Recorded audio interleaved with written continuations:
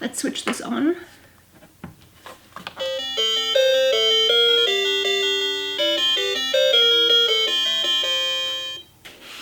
Hello, welcome back on my channel. Thank you so much for joining me again for my TBR game.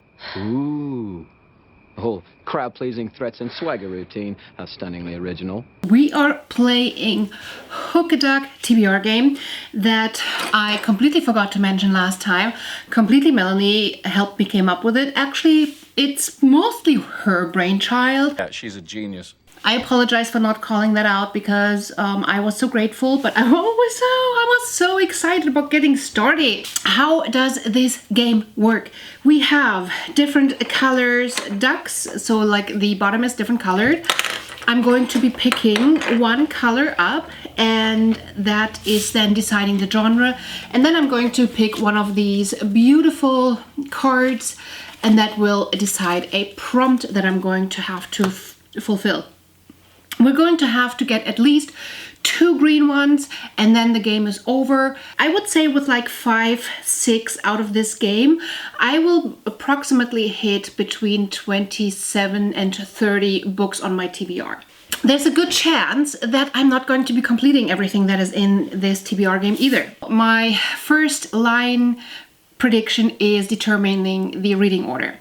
In the month of May, it currently looks like I will not complete one of the books, and that is going to be either orange or yellow. For each color that is associated with a genre, I have a different penalty that I have to do that I'm going to be vlogging. Still, points for intent. Now, let's introduce you to the colors and the prompts and the genres.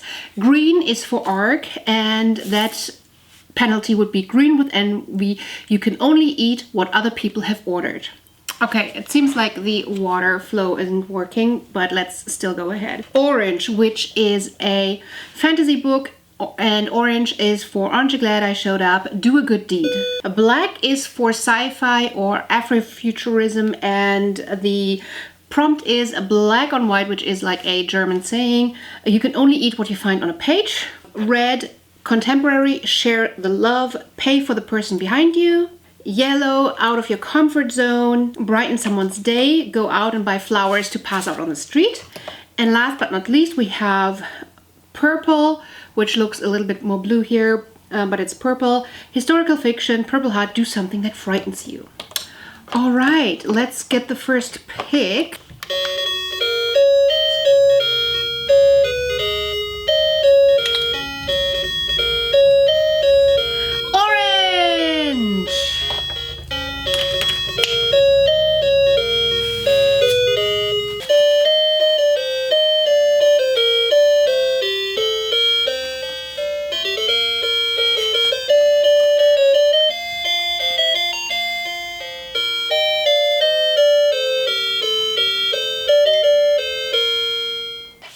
A fantasy that was published pre-2000. For that, I have chosen Howl's Moving Castle. I've had that on my TBR for a while. I own this. It was sitting on my shelf, and to be just honest, this is one of the only ones that is pre-2000 that is not The Eye of the World, that is not the Wheel of Time. I want to continue the series, but I don't want to do it alone, so I'm working on something there. And so I picked this one. For those of you who don't know anything about Howl's Moving Castle, let me read from the back. Oh, bloody hell. Because books that I haven't read, I usually don't know enough to summarize for you. Sophie has the great misfortune of being the eldest of 3 daughters, destined to fail miserably should she ever leave home to seek her fate. But when she unwittingly attracts the ire of the Witch of the Waste, Sophie finds herself under a horrid spell that transforms her into an old lady. Her only chance at breaking it lies in the ever-moving castle in the hills, the wizard Howl's castle. To untangle the enchantment, Sophie must handle the heartless Howl, strike a bargain with a fire demon, and meet the Witch of the Waste head-on. Along the way, she discovers that there is far more to Howl and herself than first meets the eye. I believe it's kind of like a classic for kids in the English-speaking world. I haven't seen this in like the German-speaking world for classics for kids, but I don't care.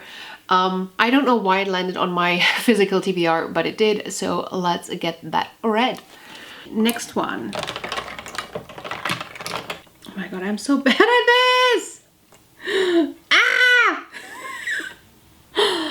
Okay, and the second one is Yellow, Out of My Comfort Zone. Kill me! Oh no, no, no, no, no, no, no, no, no. Oh God, no. Please, no. Let this be the only yellow that we pick. And with yellow, we're going to be doing 4 Out of My Comfort Zone with less than 250 pages. I have picked the Purpose Guided Universe. The Purpose Guided Universe was just recommended to me by James Marsters. Hey, Cece, this is James. Thank you for thinking enough of me to actually ask what books I would recommend.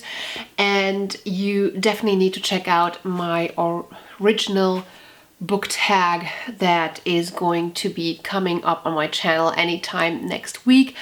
That will be around Spike as a character, and you're going to love it, and it will be explained in that video. I picked it as Out of My Comfort Zone because I generally pick horror, romance, or non-fiction,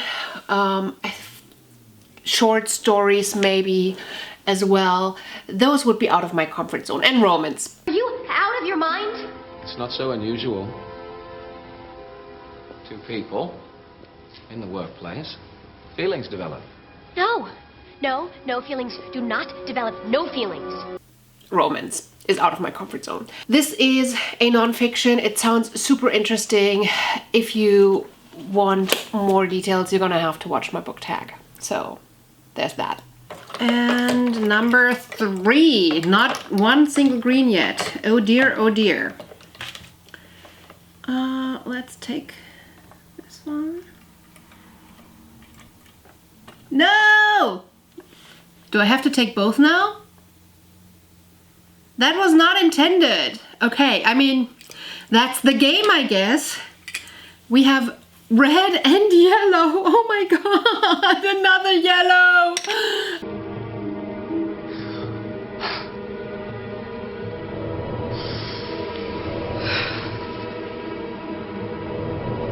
Okay, let's pick for the red first. And for that, we're going to be doing cultural background other than my own. I like that. I like that a lot. For a contemporary with a cultural background other than my own, I have picked American Dirt, which I will be reading for a book club in my hometown as well. I don't have it here yet, so I'm going to be reading it from my phone. Lydia Quixano Perez lives in the Mexican city of Acapulco. She runs a bookstore. She has a son, Luca, the love of her life, and a wonderful husband who is a journalist. And while there are cracks beginning to show in Acapulco because of the drug cartels, her life is, by and large, fairly comfortable. Even though she knows they'll never sell, Lydia stocks some of her all-time favorite books in her store. And then one day a man enters the shop to browse and comes up to the register with a few books he would like to buy. 2 of them her favorites. Javier is erudite. Erudite? I don't know how to pronounce that word. He is charming, and unbeknownst to Lydia, he is the jefe of the newest drug cartel that has gruesomely taken over the city. When Lydia's husband's tell-all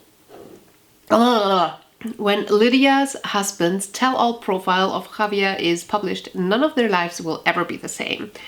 Forced to flee, Lydia and 8-year-old Luca soon find themselves miles and worlds apart. Wait, oh my gosh, why can't I read? Miles and worlds away from their comfortable middle-class existence. Instantly transformed into migrants, Lydia and Luca ride La Bestia, trains that make their way north towards the United States, which is the only place Javier reach doesn't extend.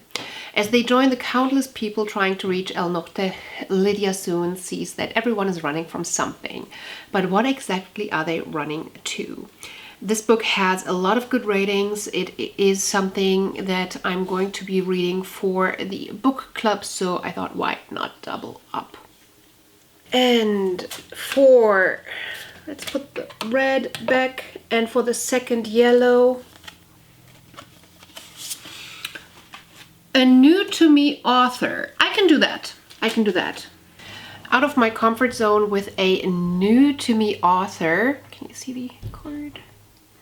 You need to be able to see the card because they're so stunningly beautiful. I'm going to be reading Meet Me in Paradise. This is the Once Upon a Book Club book for this month, and I will be reading it for that purpose. But it sounds incredibly romancy, and that is definitely out of my comfort zone. So here we go. Ever since her journalist mother died on assignment, Marin has played it safe, refusing to set foot outside the state of Tennessee. Her wild child younger sister, Sadie, has trotted the globe as a photographer, living off art and adrenaline. When Sadie returns from a tough assignment abroad and looks a little worse for wear, Marin reluctantly agrees to a sister's spa weekend on the tropical island of Saba. But her lifelong fear of travel is justified when Sadie misses the flight, Marin's luggage gets mixed up with another passenger's, and an episode of turbulence sends her hurtling into the lap of Lucas Tsai, the handsome stranger who stole her sister's seat. For the first time in a long time, Marin has to step outside her comfort zone as she explores the island with Lucas and learns what she's been missing out on. With each breathtaking new experience, Marin gets closer to her real self, the man she's falling for, and the heart-wrenching truth about why she's there in the first place. That definitely is out of my comfort zone. That's gonna be fun times!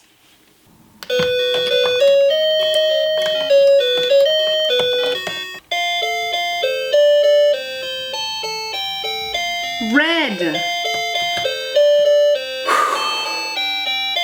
This is book number 5, and we haven't had a green yet. Oh shoot. Well, what do you expect? This is gonna be bad. Oh, let's pick this one. This one. Published, a contemporary that was published before the year 2000. If at the point of writing the content wasn't older than, I think, what is the official, like 20-30 years, then it's contemporary in a way. And Monster definitely does not feel like historical fiction. It feels like a contemporary. I've had this on my shelf for a while as well. I think this was included in a Strand book box. I really wanted to read it, but I also felt like I need to be in the right mind space for it. It seems to be very, very interestingly set up with different styles of writing, a lot of like dialogue, but also like journal entries, and so I'm super pumped for this format. Steve Harmon's black. He's in jail, maybe forever. He's on trial for murder, and he's 16 years old. Fade in, interior. Early morning in Cell Block D, Manhattan Detention Center. Steve, voiceover.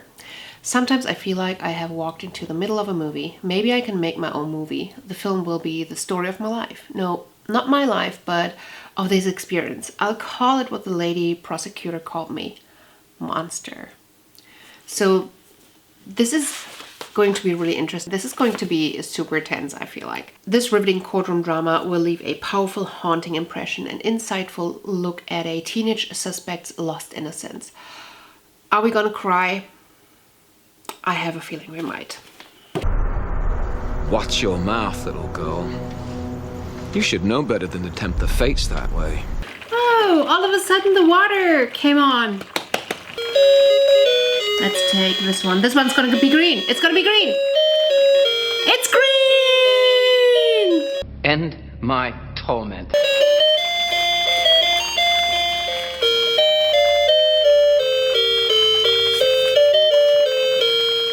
Buzzword of the month. What are we gonna do if the buzzword of if I don't have a single arc? Shut up. So, I get real quiet. So what are we gonna do if I don't have a single arc that has the buzzword of the month? Let's pick a second one as a reserve.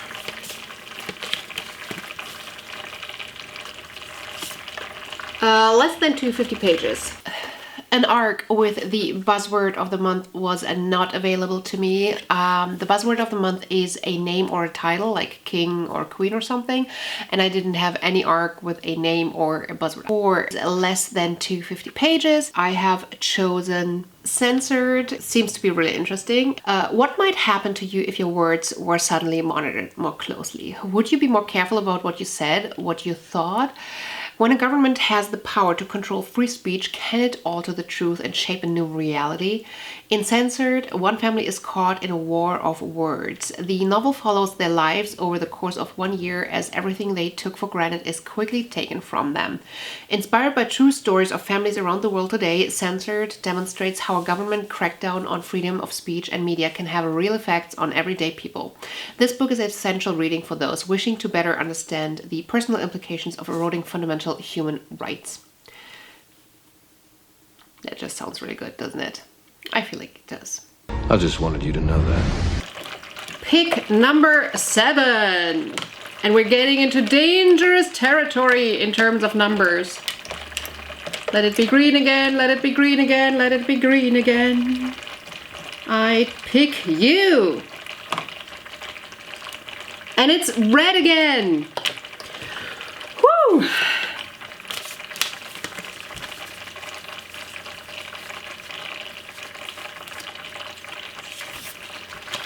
Twitter picks for me. I have chosen a selection of 4 contemporaries that I have as an arc, and those 4 are Before We Were Blue, The Playmaker Project, Safe Harbor, and Lockvogel. Lockvogel is the only one that I have here physically. It's a crime thriller. It's like a death of a man in a high society party and a filmmaker, and we have an actress student who is undercover as a Lockvogel. Lockvogel is that bait? Something like that, potentially, yeah. To find out more. So I need to read this one. The first chapter was really good, but since then I'm completely delayed in reading this. Then we have Before We Were Blue, which seems to be like a mental health contemporary. Get healthy on their own or stick together. At Recovery and Relief, a treatment center for girls with eating disorders, the first thing Shoshana Winnick does is attach herself to vibrant but troubled Rowan Parish. Then we have a Safe Harbor. The 14-year-old Harbor is living in a tent in Toronto Ravine with her dog, a 2-month supply of canned tuna, and an eccentric reading list. She's not homeless, she tells herself. She's merely waiting for her home, a 36-foot sailboat, to arrive with her father at the helm. That's going to be interesting. And then the Playmaker Project. When winning at all costs becomes too expensive. Eddie Alonso, a former pro soccer star whose career was ended by a violent and intentional assault, is now a reluctant high school science teacher and varsity coach in St. Cloud, Maine. When 2 of his favorite student players are recruited by an upstart Finnish soccer club owned by an eccentric tech billionaire with a secretive cognitive training program run by Dr. Anna Leitinen, Eddie is suspicious of the motives but resists the urge to get involved. So, I don't know. Is this like corruption, sports, thriller? I don't know. What do you think? So these 4 are up for a vote, and we'll see what ends up coming on my TBR.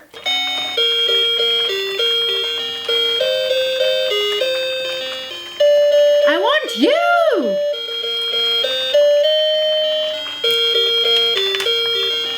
Purple. What is going to be the prompt for my historical fiction?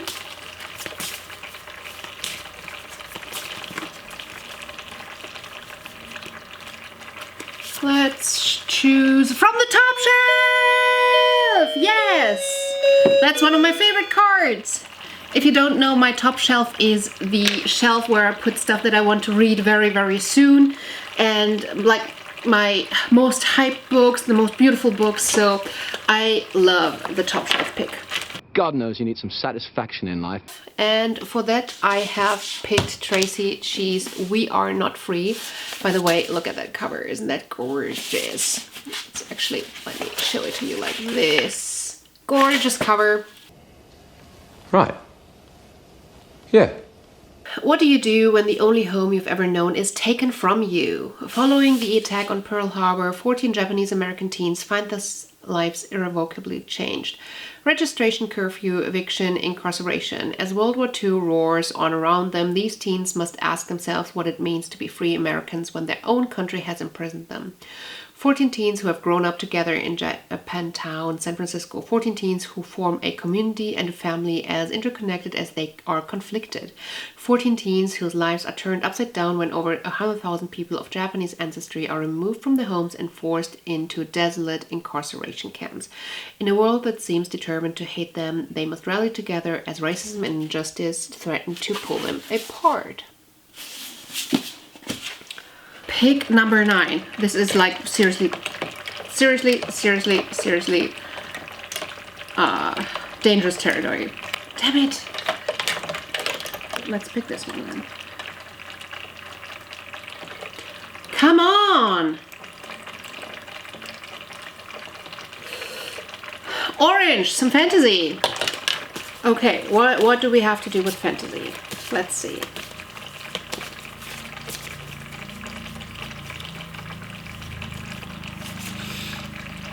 Let it fan pick for you. Oh my gosh, is this happening? Annie, is this happening? Is this happening? I think it's happening.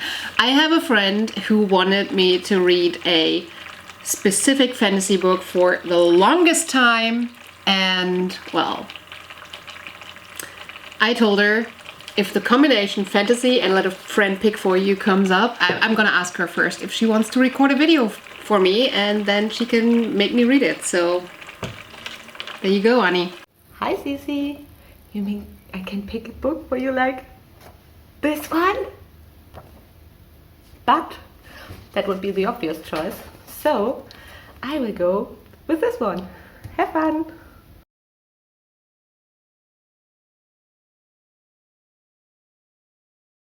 This is pick number 10, and honestly we need green because this is already 5 more than I wanted. Too much for you. No. Keep going. Let's pick this one. Come on. Purple, we have another historical fiction. Oh damn. Let's see if I can make some prompts work. Less than 250 pages. Historical fiction, less than 250 pages. I have picked Corogodora, which I have been given for my birthday. And this one sounds so exciting. I don't know, exciting sounds wrong, but it sounds like a really good literature and hard-hitting literature, which I'm so into at this moment. Blue singer Ursa is consumed by her hatred of Corogodora, a 19th century slave master who fathered both her mother and grandmother. Charged with making generations to bear witness to the abuse embodied in her family name, Ursa Corogodora finds herself unable to keep this legacy alive when she is made sterile in a violent fight with her husband. Haunted by the ghosts of a Brazilian plantation, pained by a presence of lovelessness and despair, Ursa slowly and firmly strikes her own terms with womanhood. Corogodora is the most brutally honest and painful revelation of what has occurred and is occurring in the souls of black men and women. It dares to confront the absolute terror which lives at the heart of love. This is going to be a heavy read, and I'm here for it. Please? Okay, pick number 11. I might have to reconsider this game because honestly, I cannot have that many prompts. Which one am I gonna pick? Which one am I gonna pick? Let's pick this one. Green! Yes! Yes! Oh my gosh! Green! Green! Oh, please. Like I give a bloody damn. Oh my gosh, I am so glad that not anymore. Like, ooh, I couldn't have done another one. Even though I want to read all the books, honestly, this is going to be way too many already. So, what is the last prompt for an arc?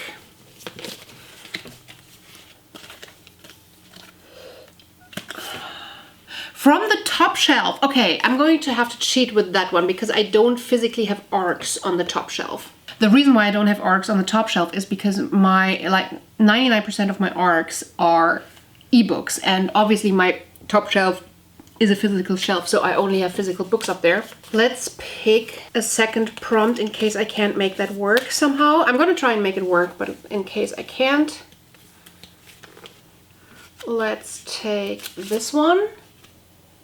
A new to me author. That I can do. An arc from my top shelf. Now, I couldn't have picked one literally from my top shelf because I don't have physical arcs up there, but I have picked the one that I would have put up there if I had it physically, and that is Last Night with Tokyo Rose. Like any other American man, Tom Sakai wants nothing but a good life and a decent job. But in 1941, his country is not a friendly place for a Nisei.